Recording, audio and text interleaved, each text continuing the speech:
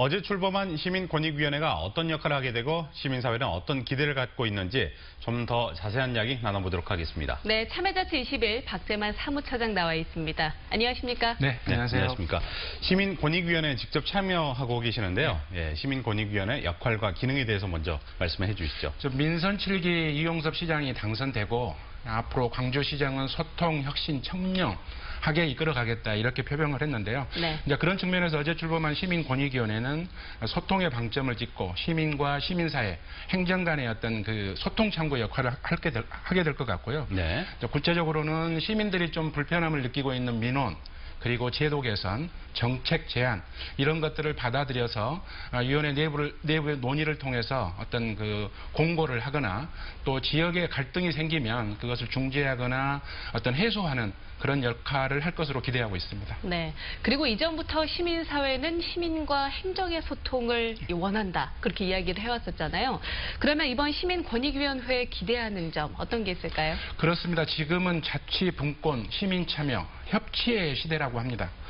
그런 점에서 이번 시민권익위원회가 시민사회와 행정이 소통할 수 있는 정말 실질적이고 상시적인 창구가 되기를 바라고요.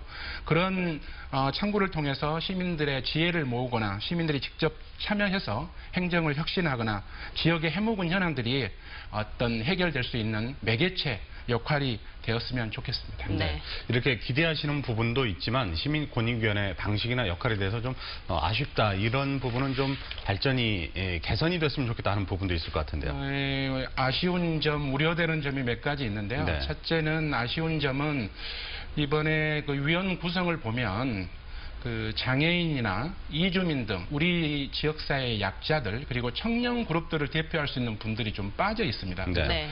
추후에도 이런 부분들이 좀 보충했으면 좋겠고요.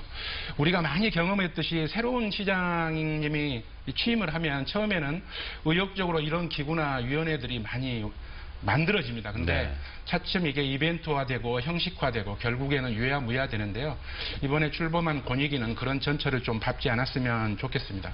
그리고 또 하나 우려되는 점은 광주시에는 여러 가지 위원회들이 많이 있습니다. 네. 그래서 이번에 권익위원회가 출범을 했는데 권익위원회가 또 하나의 옥상옥의 조직이 돼가지고 어떤 그 오히려 행정의 혼란이나 어떤 부서 간 갈등을 야기할 소지가 있지 않을까 그런 네. 우려를 가지고 있습니다. 그렇군요.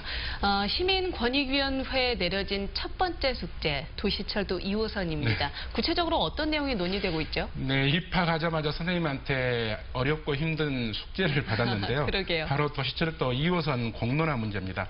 어제 이용섭 시장님도 출범식 때 앞으로 시민권익위원회가 도시철도 2호선 공론화에 주도적인 역할을 했으면 좋겠다 이런 주문을 하셨거든요. 네. 지금까지 나온 말들을 좀 이렇게 종합해보면 네. 아마 권익위원회에서 앞으로 공정하고 전문성 있는 공론화 위원들을 아마 10명 이내로 선정을 할 것 같고요. 네. 그 선정된 위원들이 논의하고 결정을 통해서 공론화 방법을 어떻게 할 것인지 이렇게 아마 확정할 것 같습니다. 그리고 그 이후에는 권익위원회가 광주시를 대신해서 이런 공론화 과정을 관리하고 나중에 그 결과가 확정이 되면 발표하는 그런 역할을 할 것으로 예상하고 있습니다. 네. 그런데 일각에서는 시민사회와 이용섭 시장의 정책 방향이 어긋날 경우에는 도시철도 2호선을 비롯해서 뭐 다른 정책도 마찬가지고요. 좀 속도감이라든가 이 발전이 늦어지는 거 아니냐 이런 시각도 있거든요. 어떻습니까? 네, 그런 우려가 있습니다. 근데 그런 우려를 하시는 분들은 주로 도시철도를 빨리 만들어야 된다 그런 입장인 것 같은데 네네. 지금 이 시점에서 그 도시철도 2호선 어느 한쪽만을 의견만을 듣고 밀어붙일 수 있는 사안의 그 단계를 넘었다고 저는 생각을 합니다. 네. 그래서 공론화는 피할 수 없는데 그러려면 가장 공정하고 객관적인 공론화 방법을 빨리 정해서 최대한 빠르게 진행하는 것이 네. 필요하다고 저는 생각을 하고요. 이렇게 공론화를 거쳐서 정해진 결정을 찬반 양쪽에서 모두 수용해야 되는 것은 뭐 당연한 전제이고 더 이상 설명이 필요 없는 민주적인 기본 태도다 이렇게 생각을 하고 있습니다. 네, 기대를 해보도록 하겠습니다. 오늘 말씀 잘 들었습니다. 네, 고생하셨습니다. 감사합니다. 네.